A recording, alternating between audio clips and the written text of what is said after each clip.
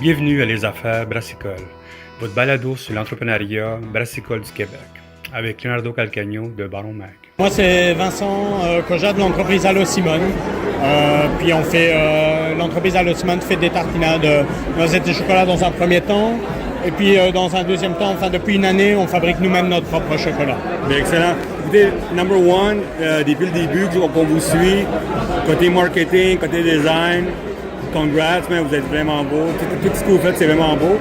Avant de commencer le projet d'Allo Simone, est-ce que vous pensiez déjà au marketing? C'était quelque chose d'important dans votre mise à marché?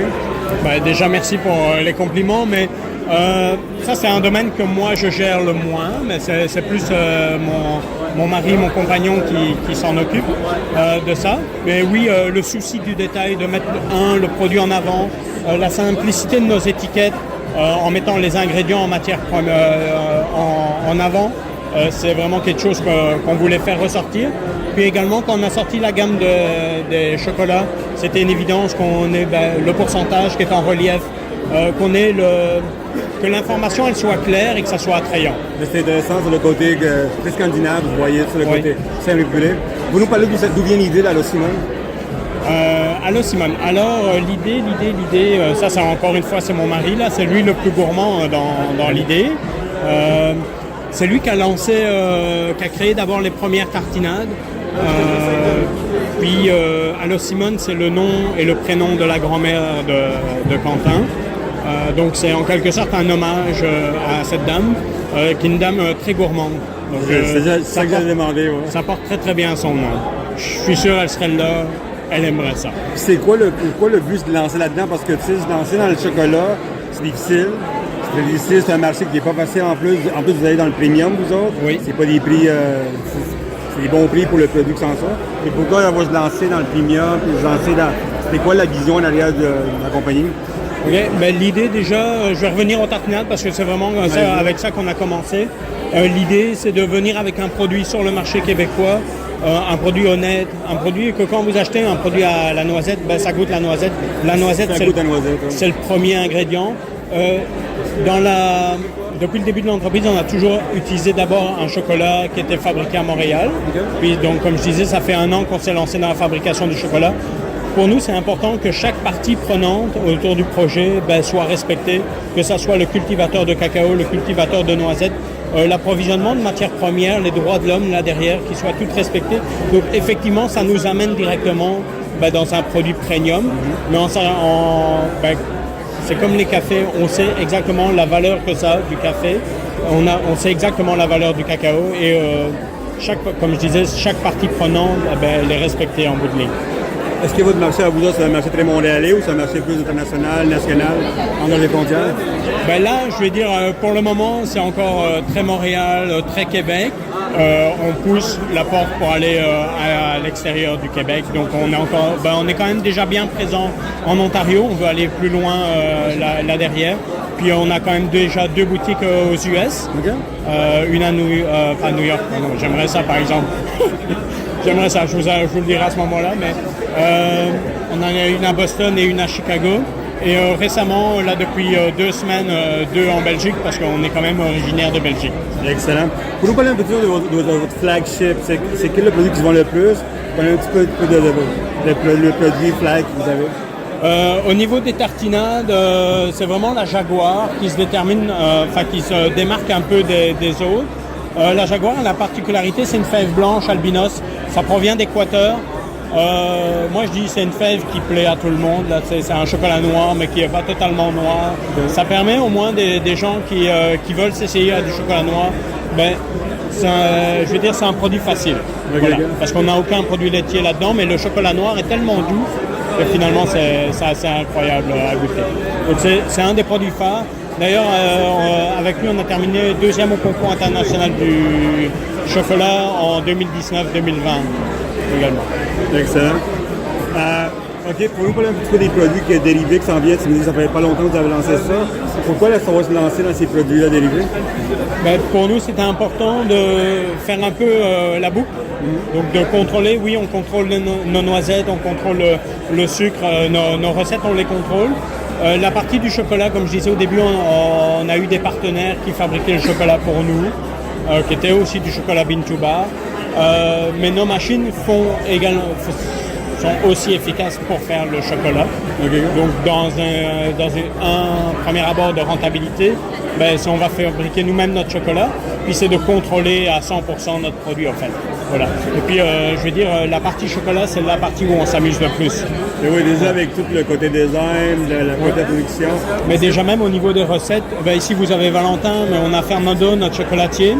On a également Audrey. Ces trois personnes-là s'amusent en chocolaterie à nous sortir toutes des tablettes, soit gourmandes. On a les barres à croquer, on a 6 tablettes différentes à ce niveau-là. Puis on a quand même 10 tablettes d'origine, dont une qui est un mendiant avec des oranges confites, des pacanes, des noisettes et des griottes. Moi, j'ai beaucoup adoré celui au citron que vous avez fait. Oui, le café citron est vraiment assez incroyable. Ouais. Ouais, tu sais, je vois que vous faites des collaborations comme avec Pista.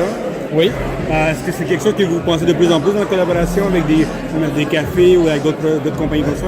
Oui, là, la collaboration avec Pista, c'est intéressant parce qu'eux importent le café. C'est pas une tablette au café, Okay. mais c'est le cacao provient du même endroit que le café. Donc, d'une pierre deux coups, eux, ils font le café et ils sont venus nous voir pour justement qu'on fabrique une tablette avec le cacao de la même origine que le café.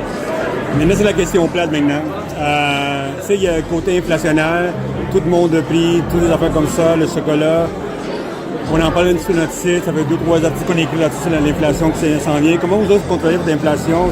Déjà, vous êtes un produit premium, c'est correct, vous avez votre marché. Mais comment vous faites pour contrôler le prix, mettre en place tout ça pour que ça soit plus haut, tu sais? Tout le packaging est en hausse, tout est en hausse partout, tu sais. Oui. Comment vous faites vous autres pour contrôler les coûts, tout le kit, pour à long terme?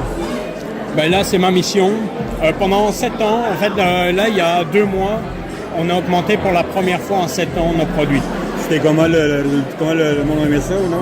Les gens s'y attendaient. En fait, Okay. ça faisait plusieurs fois qu'ils nous disaient c'est pas normal que vous n'augmentez pas. En fait, ça c'était ma propre mission, c'est de me dire, au lieu de, je veux dire vulgairement parlant, de renvoyer la patate chaude aux consommateurs, c'est de se dire, ok, comment nous, en tant qu'entreprise, on peut se démarquer pour justement gagner à l'interne. C'est comment on peut améliorer nos pratiques pour justement gagner de l'argent d'abord en interne avant de juste se dire mon client, la matière première a pris $2, donc finalement ça va être mon consommateur qui va le payer. On a poussé le bouchon vraiment loin. Là, c'est juste que dernièrement on a été pris dans le fait que les noisettes ont augmenté de 136% pour l'Oregon et 63% pour la Turquie. Donc c'est là où on a été pris de dire ok, là maintenant on est obligé d'y aller.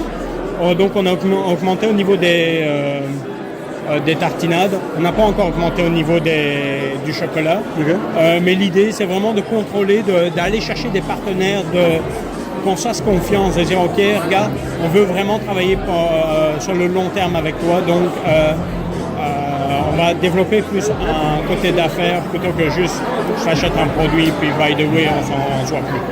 Est-ce que de plus en plus, les suppliers, les fournisseurs avec vous autres, c'est des discussions que vous avez de plus en plus avec ce qui se passe, côté partenaire, comme tu dis, de plus en plus tu vois qu'il y a une ouverture là-dessus?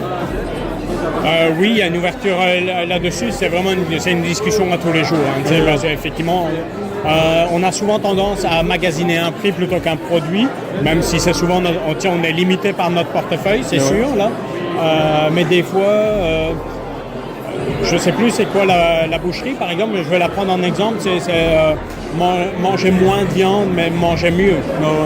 Donc l'idée, c'est de se dire, oui, ok, on va se faire plaisir, mais de façon responsable, en pensant à toute la chaîne d'approvisionnement, plutôt que d'aller chercher, par exemple, un chocolat ou une tartinade de masse où l'impact, il n'est pas mesuré je veux dire, qu'il y a un impact négatif sur la société ou au point de vue écologique.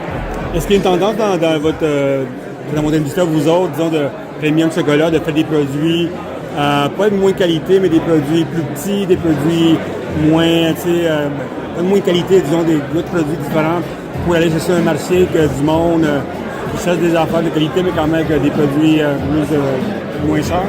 C'est une question qui s'en vient de plus en plus, effectivement, avoir des plus petits formats. Oui, parce que je vois beaucoup le café qui est en train de Oui, effectivement, le $5 facile ou le $10 facile. Donc, c'est un projet sur lequel on travaille actuellement, de venir avec un produit, mais l'idée, toujours, c'est de venir pas de réduire et de garder le même prix, c'est de venir avec une vraie valeur par rapport au prix que vous achetez, quoi.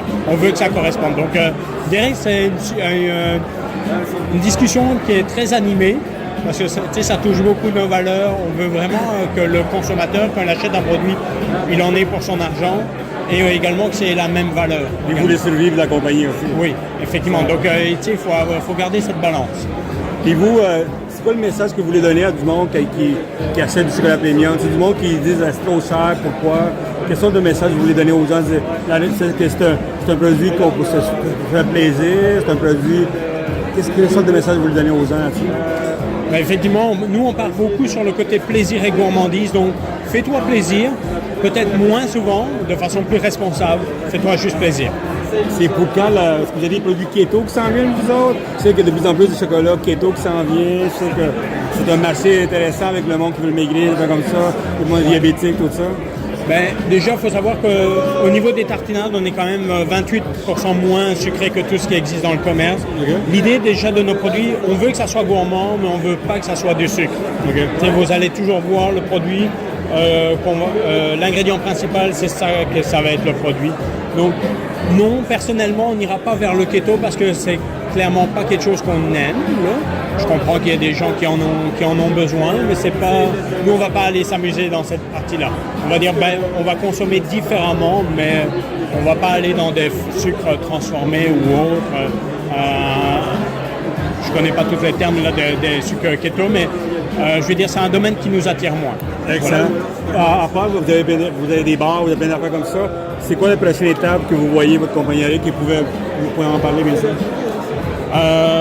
C'est vraiment développer plus loin, aller plus loin avec le chocolat, aller développer justement tout ce qui est bar gourmande, éléments de Pâques, éléments de Noël, aller plus s'amuser, parce que c'est vraiment là un peu notre cours de récré, là. Okay. C'est dans le chocolat que ça se passe.